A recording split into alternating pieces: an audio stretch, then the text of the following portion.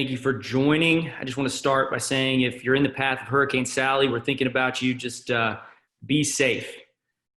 So welcome to the next installment of our Vertify Executive Roundtable series. In alignment with the growth trends that we're all seeing around the convergence of sales and marketing into actual revenue teams, we have brought together some pretty cool people for you guys to hear from today. Hopefully you enjoy their perspective. The convergence of the revenue team is projected to grow by 55% over the next 12 months. And this is a practice that Vertify takes very seriously. First, because we built Vertify to help solve the historic dysfunction that exists between sales and marketing through technology. And second, because we believe this is the most promising emerging trend on the business side of every organization within the last few years. So we're pretty excited about it. So let's jump right in. I'm going to try to talk very little so that you hear more from these two amazing experts that we have.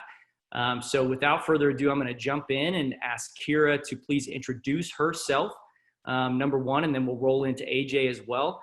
Kira, if you don't mind, just kick us off with really who you are, what organization are you at, how big is your organization, how big is your sales and marketing team, that kind of stuff. And then we'll roll into a few more questions before we get into AJ.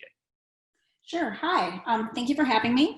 I'm Kira Mondras. I am the SVP of Global Marketing at Tricentis. And essentially, I oversee all things growth marketing. So whether that's new customer acquisition, customer expansion, customer retention. Tricentis is the global leader in continuous testing. We are very global as an organization, actually headquartered out of Vienna. We have teams all over the world. We have about 650 employees worldwide. The marketing team is 30-ish, and we are in all different time zones. That the different time zones makes it very fun. I will say that. So who do the different teams roll up to? Do you guys have a chief revenue officer in place? How are you guys thinking about that position? Does that exist today? So we actually do not. We have our CMO rolls into our CEO, as does the head of global sales. Okay, very cool. This is just for everybody to get kind of lay of the land. So then we get into some more details. You can kind of see how the different alignment works. So tell me a little bit more. Do you guys have SDRs in place, BDRs, MDRs? How does that work, and who do they roll up to within the org? So we do have, this is actually the one team that has been evolving and changing over and over. I've been with the company for 3 years now. My first year and a half was as CMO of QA Symphony, and then we merged with Tricentis, and so there's been a lot of evolution of the team. Current state is a BDR org that reports into marketing, and I don't know, it's about 18, 20 people. We have about a 3-to-1 ratio of BDR to seller. Okay. And that's relatively new. Okay. In my 3 years with the company and before that, BDRs were part of sales. Got it. And how are you seeing that take shape? Do you like what you're seeing? Is it still an experiment? That's a great question. Being focused on growth and demand, the BDR function is one that either I collaborate with very closely or I've managed over the years. So I've seen all kinds, right? Reporting into sales, reporting to marketing, outsourced, combination of the three. And I think there are, definite pros and cons of each. I, for the most part, have been most used to BDRs reporting into sales. And, the biggest reason for that is because it does become a pool for future sellers, right? So it's great for retention, training, and so forth. But what is, also very nice about the BDRs being part of marketing is you do have a much closer connection to those leads that are coming from marketing and how their action and so forth. So just depends. No doubt. I mean, we're currently kind of undergoing a little bit of a realignment on that side too. But I think one of the things that's so important is to make sure that that SDR function is closely aligned with the growth marketing aspect of things, because there's just such a tie there. So, absolutely. So within your org today, those SDRs, are they solely focused on outbound, inbound, or both, or is it? How does that look? So they are focused on both, and they are also driving, setting meetings for new customer acquisition as well as for expansion. Okay. As we head into next year, these are the different things that we're playing with. Do we have inbound SDRs, outbound BDRs? Totally. How do we want to work all of this? So there's, we're exploring a lot of different models to see if we can get some optimization in place. Yeah, no, that's a fun question to tackle. I'm sure AJ has some perspective on that too. I mean, reading Predictable Revenue and some of those books that are out there are really great resources for that, for anybody that's listening in on this. So great, Kira, thanks for the intro.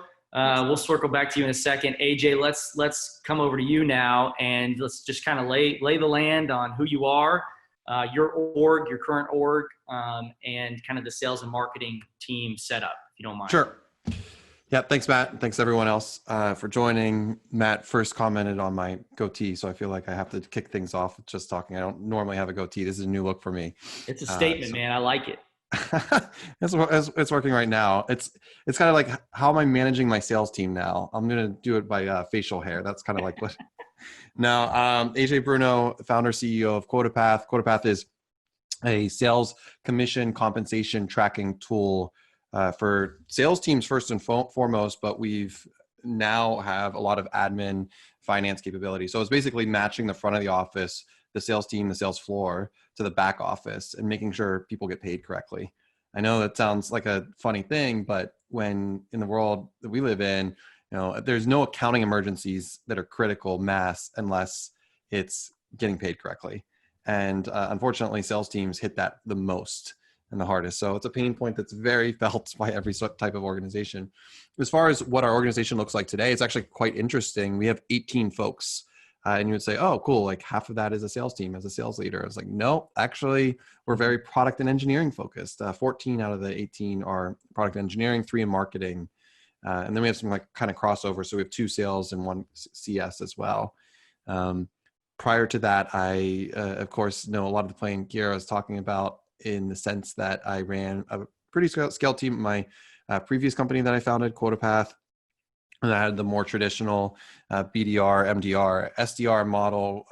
Prior to even getting that online, was really just end-to-end sales with AEs. So just figuring out our full sales cycle. We grew that to about 30 folks before we even had an MDR team on. And then by the time it was all said and done, between account management, new business, and the MDR team, is probably 140 folks altogether. So got to see and grow with tremendous people. Some people that are attending this actually as well, with Juan and Todd, were both on that team, so they know firsthand what that was like. Sounds like you and Kira should circle up after this and talk about some of the strategies around some of the war stories around those different teams. That could be pretty cool. So I'm sure at this point, correct me if I'm wrong, but you probably don't have a CRO in place technically. You're looking at them. How do your teams currently report within the structure? Yeah, I mean, a lot of it at our today is figuring out our sales methodology, and so I have my hands dirty on almost every sales call. I was on 25 demos personally last week, but I have 2 phenomenal sellers in Meg Reesing and Sam Manley, who I worked with at Trendkite and hired and worked with for 4 years. Both are I trust their general sales instincts, so that I don't have to really worry about that. The training onboarding piece of it was relatively quick. What we are worrying about is figuring out our closing process and understanding like our middle of the funnel and bottom of the funnel. We have a really interesting flywheel action that is happening right now, in the sense that a lot of our SDR work, our inbound work, is actually being taken care of just through our marketing efforts. We had about 100 new users to the platform last week. And so identifying and understanding what a product qualified lead is versus a sales qualified lead or a market qualified lead are the more important things to us today. But that allows me to focus on what our ideal customer profile looks like and what makes a good opportunity and not. And so that's kind of what we're pulling threads at today along Very the cool. way. I could deviate in 10 different paths based on some of those things you brought up right there, but I'm not going to. I'm going to stay on the path, and we'll see where we get as we roll. Very cool. I appreciate that. Just briefly before we move on, talk to me a little bit, because you have pretty extensive experience with SDRs, BDRs, MDRs, and in a large organization of those folks. So talk to me about some of the pros and the cons of reporting to sales and reporting to marketing from your perspective, if you don't mind. I mean, this has been 15 years in the making of this problem. Back and forth we go. At Trendkite, it went back and forth. I think the easiest answer is whomever is most passionate about it, whoever wants to solve the freaking problem. Like, that's the answer, right? Like, it doesn't matter if a marketing leader doesn't have experience in managing sales folks. If they know it's a real issue and they want to solve it, then let them get in and solve it.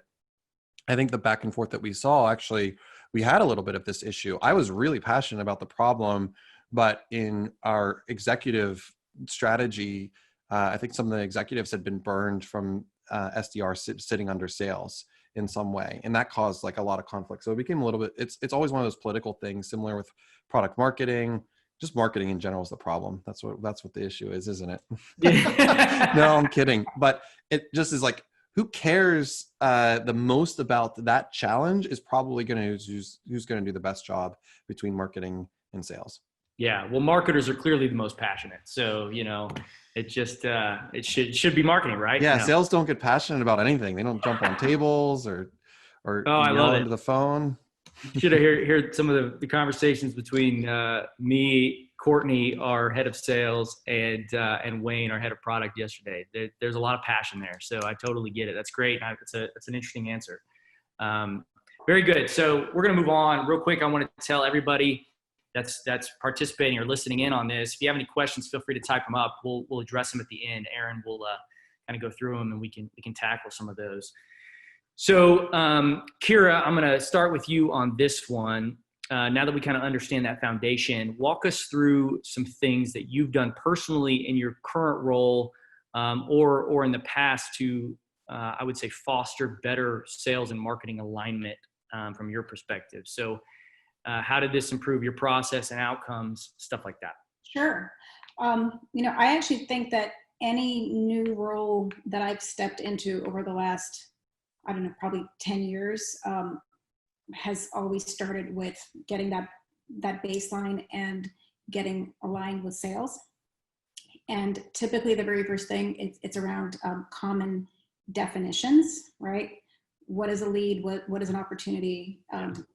My experience with salespeople is you ask 3 salespeople what the definition of a stage 1 is, and you're going to get 5 different answers. So it's that alignment is critical, as well as setting SLAs. So each team knows exactly what it is that they are responsible for. What I've now done, actually 4 companies now, is in addition to those definitions, we've pretty much always had to open up the process, from lead to sale, and look at the various handoff points, the stages, what happens when. So really quite a bit of work done on the demand gen process as a big part of it. And I think when you do that together with your counterparts in sales, it does force you to be on the same page. Yeah, absolutely. And we'll get into a little bit more of those definitions shortly, because they are so important around lead, MQL, SQL, MGL, all this kind of stuff. But, knowing that technology is near and dear to my heart, and talk about passion to kind of solve this alignment issue through technology is what Vertify is really focused on. I'd love to hear kind of what you guys, Kira, have done or are doing as you move into 2021 planning, what you're thinking about from the technology perspective and how that can help with some of this alignment. Well, I think that the most important piece of alignment that is enabled by technology is making sure that you are reporting, off the same set of definitions and metrics, and you're looking at the same data and, analyzing it the same way. So I think, there's nothing worse than marketing getting up in a board meeting and say, hey, we're winning, and sales missing their number, right? It just cannot work. So not a lot of alignment there, right? And so, that I think is the most critical piece. And we went through the merger with Tricentis, I guess, a year and a half ago. And it took us, being the size of each company, it took us quite a while to get our systems together, get rid of duplicate technology, and all come together on a single set of definitions, a single process, and so forth. So we, last year, still struggled with marketing, pulling data out of one system, sales out of another, and trying to mash that up.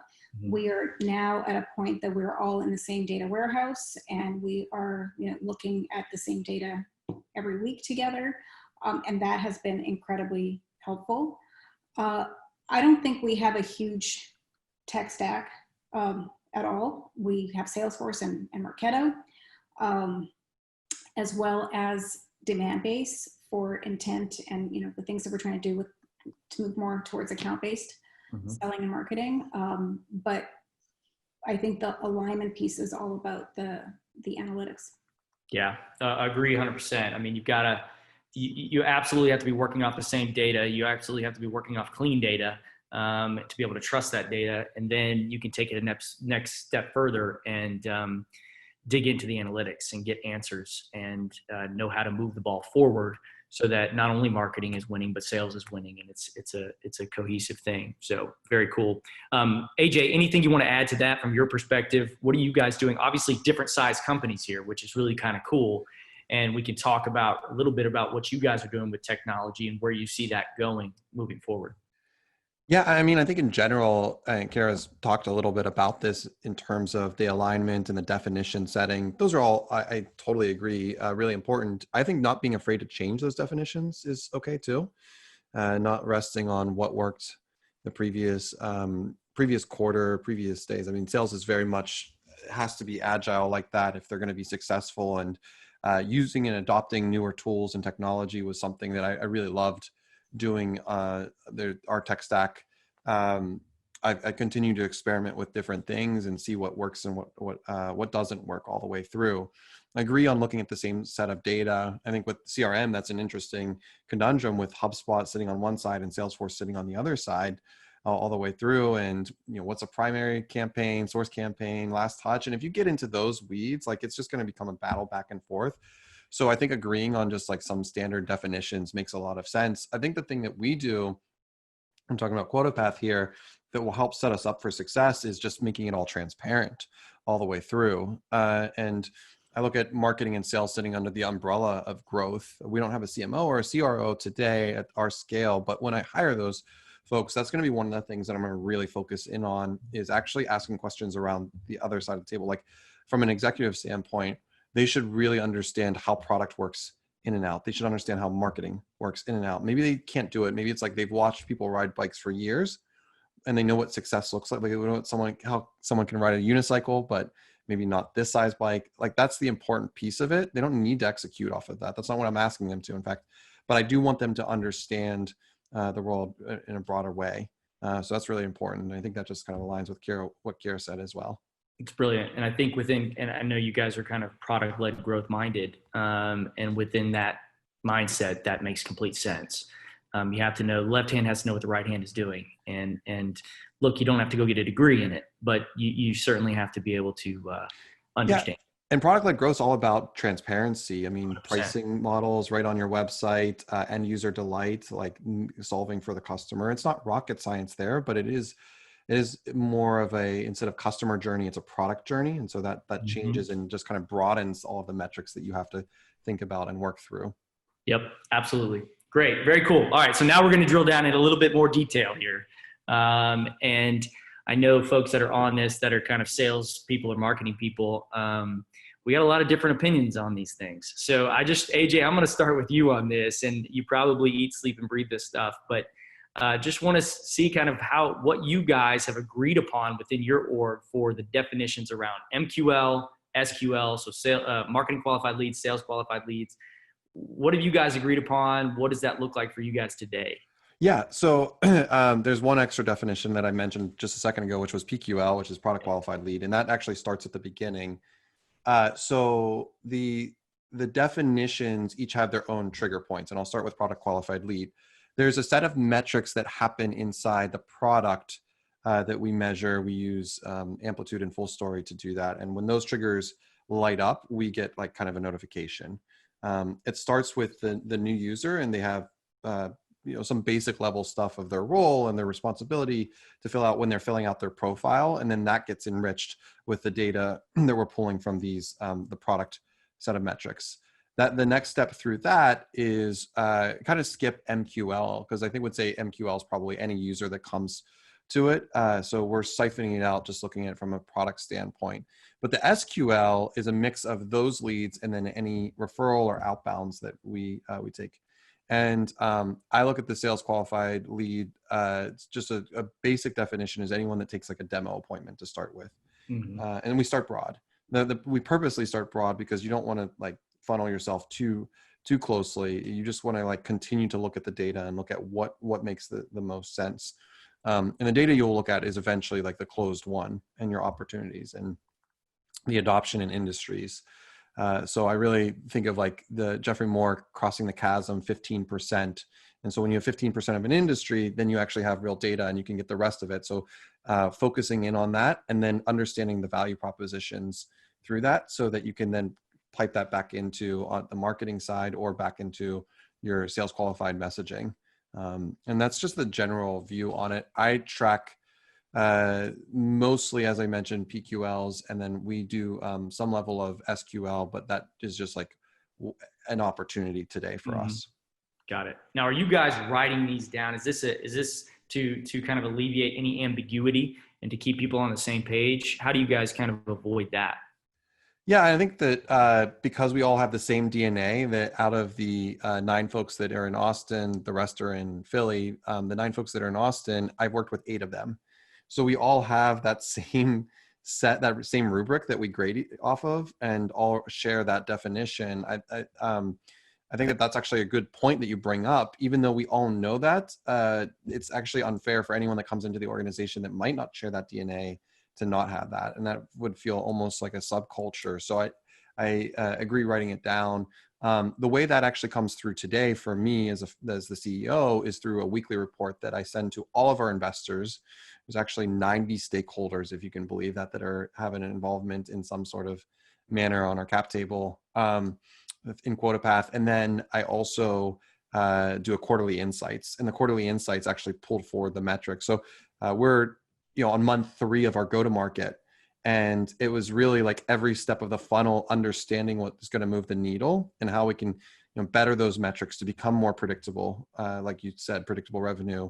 Yeah. And predictable revenue is just being able to understand each part of it and adding like the lever, pulling the lever where needed. Sure, absolutely, very cool. A lot of wisdom in some of those comments. Let's kind of circle back here real quick. You don't have to get into the definitions around those different stages if you don't want to. Feel free. But I'd just kind of like to hear from your perspective in a large organization, the alignment between the sales leadership and the marketing leadership on these definitions. How does that look within your current org? From the perspective of an MQL, I think that alignment exists. It's something that we brought over from QA Symphony, rolled it out in the combined organization, and it has stayed steady for the most part. In that, what marketing does, we do a lot of nurture digitally, and as we nurture the buyer, we ask quite a few questions with Progressive Profile. So by the time that they come over to a BDR for follow-up, there's a lot of information that we have on the buyer, can get a lot more personalized. And, we even ask BANT-like questions to really understand, are they really ready to speak to sales, or are they just kicking tires? Mm-hmm. So that, that definition's in place.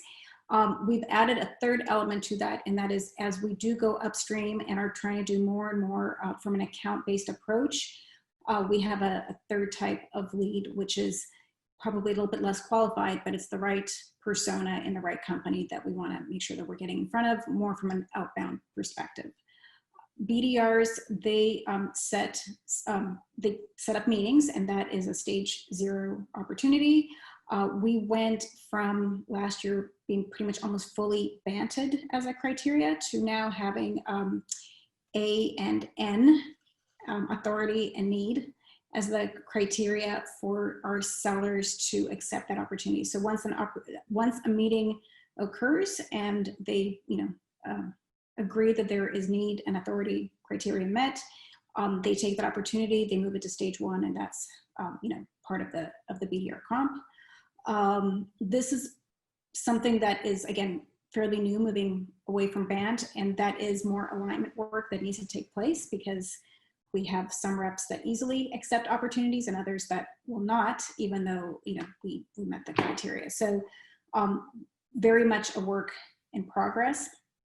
And we do set individual team targets for our BDR team, our sales team, as well as for our partner team on how many stage 1 opportunities we expect to be set by week. Very cool. Very cool. What about specific KPIs? Is there anything specific that you guys are looking at on a regular basis? AJ, you kind of talked about this briefly, but anything specific that you guys are looking at weekly? Standard metrics? Yeah, Kira actually mentioned BANT's actually, I love the idea of just making sure you have gates around stages. Yep. And so everyone's speaking the same language, same definitions.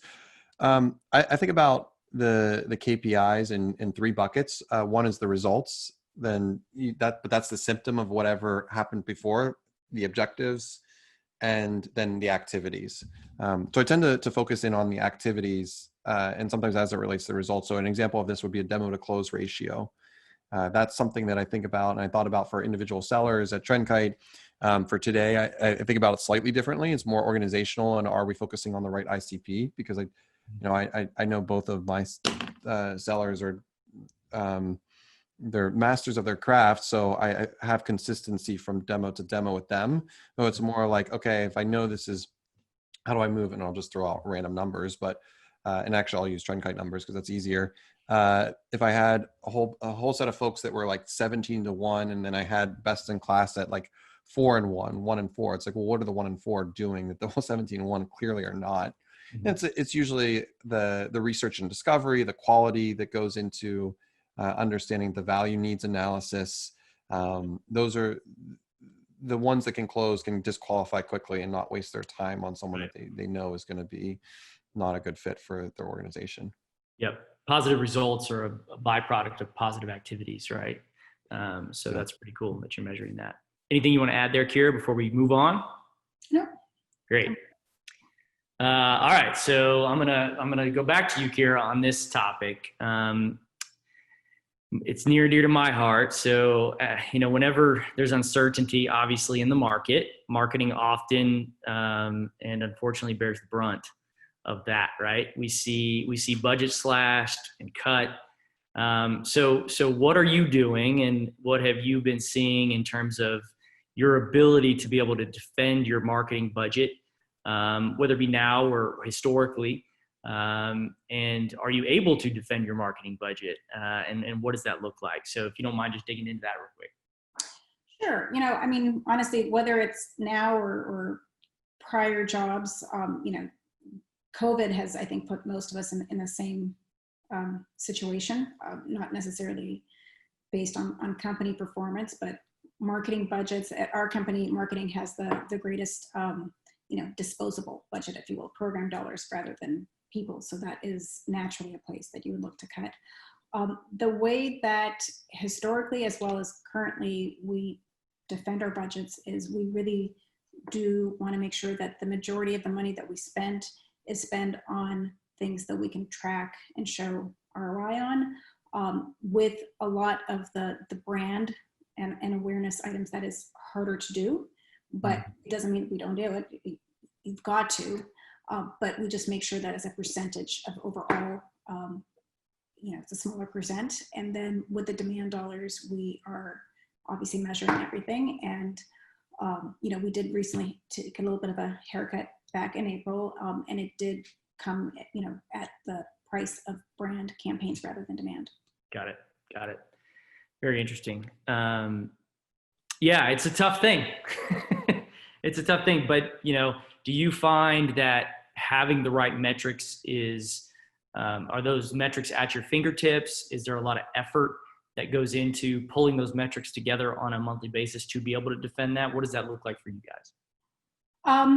We are in a transition period. So we did have a partner that we worked with here locally, Annuitas. I don't know, some of the people on the phone may be familiar with them, that they actually built out our infrastructure and built out all of our reporting. And so we had everything very easily at our fingertips real time. Mm-hmm. This year, we're actually bringing all of that in-house now that we do have the data warehouse that marketing is participating in. So we're in the process of rebuilding. So some things are easily accessible, others are not quite there. But they will be. It's a work in progress, and it's taking time. Now, are you working directly with your IT group there to get all of that in line? A data group? How does that look? So we're primarily interfacing with sales ops. It's the sales ops team that owns the data warehouse project. Yep. And so my marketing ops team works directly with them, and I do have a data scientist on the team that's the one that's building everything out. Cool. Nice. Very good. All right, AJ, back to you. So along that same topic, right? When marketing's budgets get slashed, you being kind of, a sales mind and somebody that kind of comes from that world, where do you see sales being able to aid marketing from your perspective to be able to help defend those budgets? Obviously, closing deals that they hand over to you is a big part of that. But how do you typically, or how have you historically kind of played that role? I mean, I've seen it from both sides. So actually, my last company was selling into MarTech, was a MarTech company and selling into marketing. So as both a vendor and then seeing it from an executive side standpoint, how that gets played into it as well. I think, and this is something is an interesting point because this actually came up on Revenue Collective, is how do marketers, now that like sales quotas have changed dramatically, how does that like inform their ability, and how can sales help support that? I think I go back to what I said at the beginning, is that if I think about this umbrella of growth of marketing and sales together, that they work as one unit, then when sales changes their numbers, marketing just kind of goes hand in hand. And as a marketer, it just becomes about the channels, and like obviously there's plenty of channels that have disappeared, conferences being the obvious example here. But then it becomes okay, well, because we slashed our budget and because it's like 50% of what it was last year, and we look at the data and look at the conferences, this is what it's going to amount to. How can we supplement those? How as the sales team that was typically all marching this way, and now that's just gone and dried up, how can we act more like a startup in some ways? How can we pivot? How can we make sure? And so it's creating that mindset early. And that's why I think I go back to the transparency and the data. If you do that from day one, then everyone's already aligned to it. And it's really easy to, okay, we're going to insert this strategy. That's I mean, I probably insert too many strategies into our sales team, and I get pushback on it fairly, which is actually, it's great. And I got pushback today on this, on thinking about our closing process, because it's like an experiment. You want a hypothesis and you want to kind of test and not test multiple variables at the same time. Mm-hmm. At the same time, short cycles in general need to happen. So you might not have a quarter, a month, or even a week. You have to make these in day sprints. And so terms like growth hacking became really in vogue because of stuff like that. But what that means is like what worked yesterday doesn't work today. Let's like figure out what does work today. Yep, absolutely. And sometimes we do need to be held accountable on some of those things we throw out there. I'm sure, like me, I throw a ton of things at my marketing and sales team, and they keep me at bay sometimes, and that's healthy. Very cool. So now we're gonna get a little controversial, hopefully, for a second. I like a little bit of controversy. So we're gonna have a little bit of a war story session. And, I just would love to hear, when it comes to alignment specifically, what are some things that have worked, but some things that, more importantly, perhaps were more turbulent, did not work to create and foster better alignment. I'd love to hear that. Feel free to be controversial. Doesn't matter. Put it out there. So, Kira, do you want to jump in first on that one and give me something that maybe didn't work quite so well? Cool. I don't know if this is an alignment thing per se, but kind of going back to the last question of how do we defend and keep our budgets, a big part of that is, in order to have the visibility and the connective tissue, sales has to use Salesforce or whatever CRM properly, right? And do all the things. And we know how much sellers love filling out different fields in Salesforce and spending time doing that. So I think we work really hard to encourage our sales counterparts to do all the things that they need to do in order for us to have the visibility. But I would say, like, consistently, my theme, throughout many jobs has been that is probably the biggest area of misalignment, which does often lead to contention, is marketing losing visibility because sales isn't following certain process on how you create an opportunity, how you add contact roles, so on and so forth. And I think that's kind of a consistent friction point that I've experienced. Yeah. No, I mean, absolutely. I think that's been around a long time, right? We're not putting the right data in. We're not completing the data. It's one of the things that we actually try to solve for as well, or do solve for, I should say. And coming behind those salespeople and auto-filling in some of that data that is important for marketing to actually have. So that's definitely important. So AJ, what about you? Yeah, I mean, the very first thing was when we set up the MDR world, whether that lived in sales or marketing, I was strongly in favor of it living in sales, just because I was so passionate about it. And it did until we had a marketing department. And I think that kind of like the toss turn of the executives and executives fighting over territory. And I mean, as a founder of my previous company, I'm like, I'm not gonna, like, if it means that much, then fine. But in sales, we like to be in control of our own destiny. And it felt really strongly then that these were folks that were doing more outbound activities because we didn't have a massive brand equity presence. And it was really frustrating that I knew controlling the messaging wasn't going to fit. But so here's what I did do. One of our sales manager volunteered to go over and run the MDR team, and he moved over to marketing. And today's my head of growth at QuotaPath. So I took someone that I just trusted and knew that was going to do a really good job with it, and said, fine, if this is going to go over to marketing, then we have to have a sales DNA attached to it. And you can report up to marketing, but I'm not going to let this fail by itself without like making sure that I can not have to worry about, I want to take care and clean my own room before I clean the house. And I'm not going to worry about the house. I'm going to worry about my room. So that was a big part of it. I think the other kind of more controversial thing that we ran into, specifically just starting this, was just sales being pissed off that they were like tired of taking BS unqualified leads that would come in from other countries or whatever. And I was frustrated. It's like, we don't have the luxury. Can't sit there with your feet up. Like, fine, I won't give you any from an inbound standpoint. You're out of the rotation.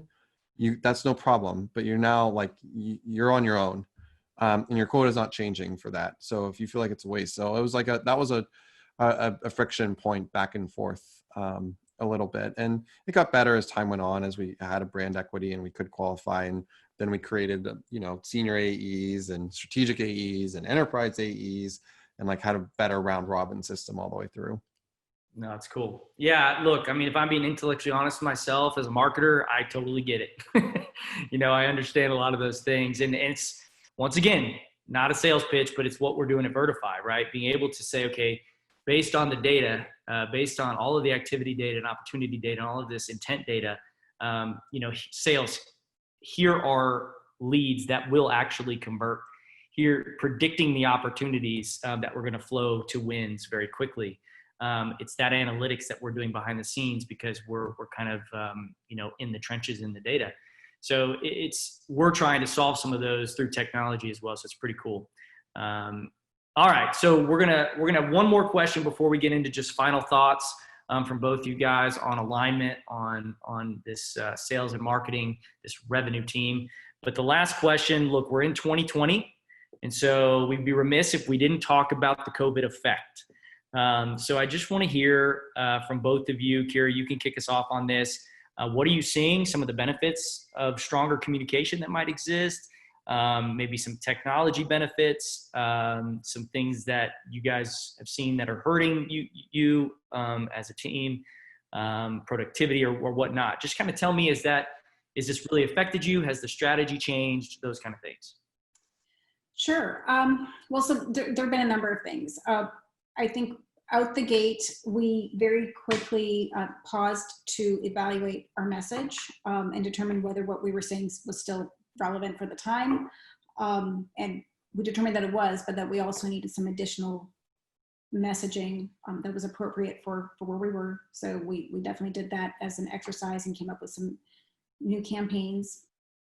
I think in terms of collaboration, it's actually better than ever because none of us are flying anymore. So we seem to have ample time to be able to, take meetings and connect. So I think that part, even though we're no longer in the office together, we're still pretty much connected.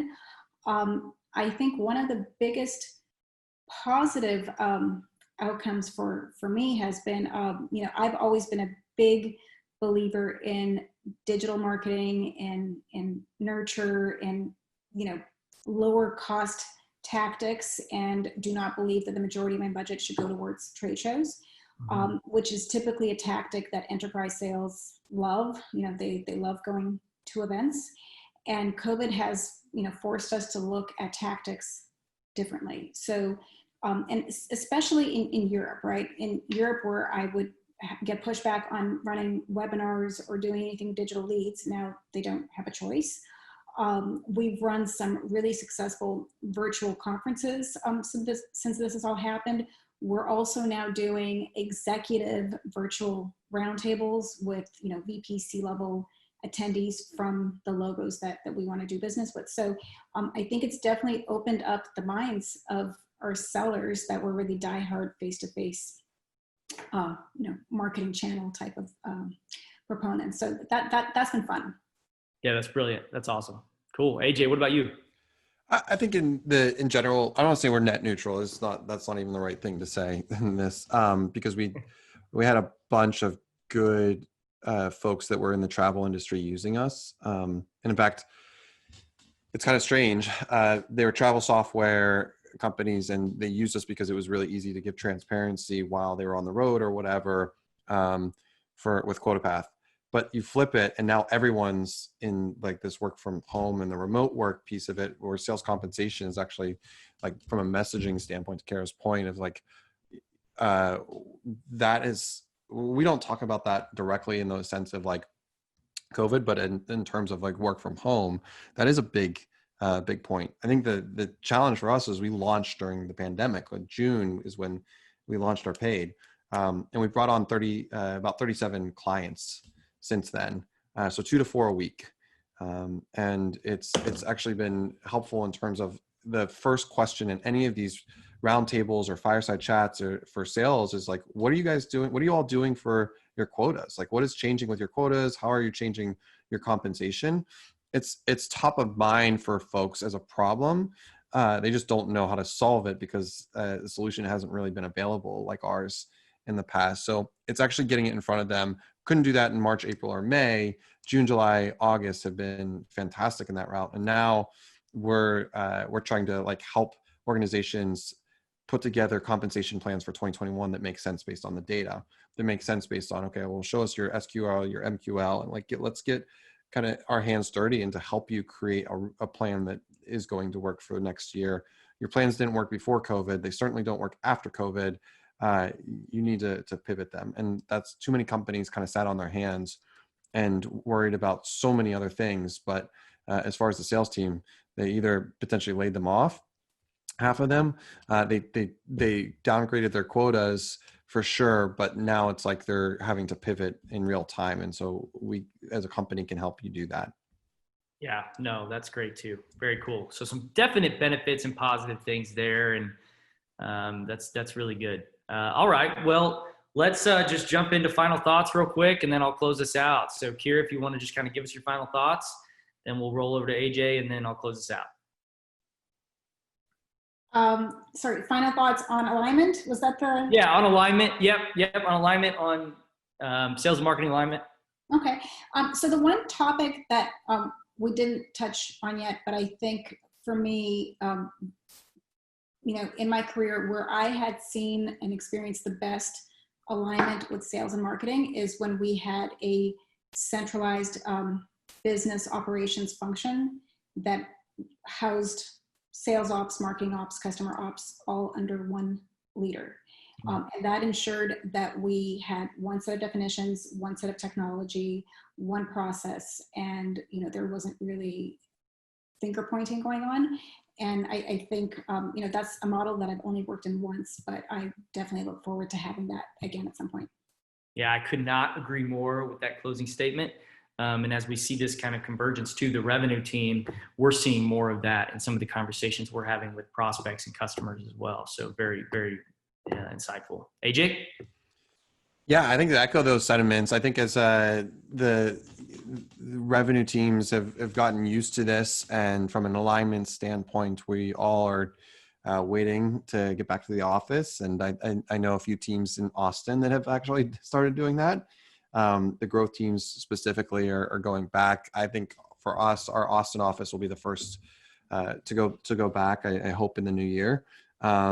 And I just look forward to that kind of that energy and passion. And when everyone brings that energy on growth and sales and marketing, they're able to create this world where they can, whiteboard definitions together in a better way. And so you can get that into a system of record. So taking all the good things that we've learned from this remote work, but I think most of us on the sales side are really itching to get back into the office.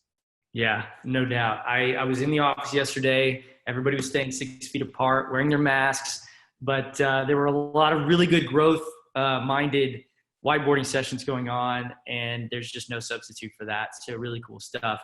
Slack's a great tool, but there's just no substitute for that passion coming together. So I agree 100%. Well, at first, I want to thank you both for being a part of this. It's an honor to kind of get to have a conversation with you guys. For everybody that attended, I want you to know that we do have a free offering for you to try out our marketing impact analytics report. So if you want to check it out, you'll get some more information on it. We can certainly roll that out, but it aligns with everything we've talked to today, being able to defend those budgets, be able to get those insights quickly so that you can report on them to senior leadership and whatnot. So happy to dig into that down the road with you guys if you want, but we're here to try to solve these problems through technology. So appreciate everybody's time, and just let us know if you want to talk about anything. Thank you, guys. Bye. Thank you. Thank you.